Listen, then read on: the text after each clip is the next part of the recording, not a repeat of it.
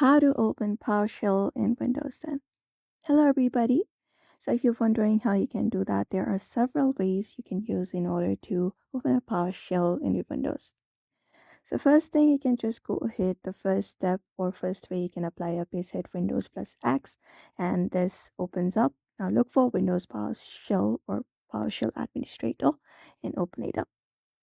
So this is one of the method you can apply up.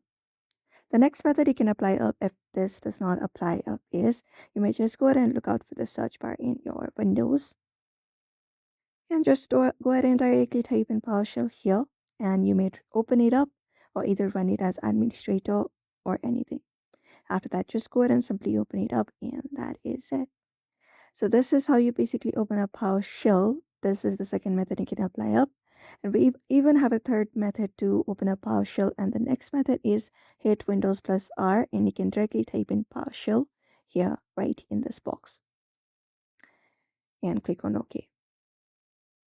And once that is done, it will directly open up your Windows PowerShell, and that's it.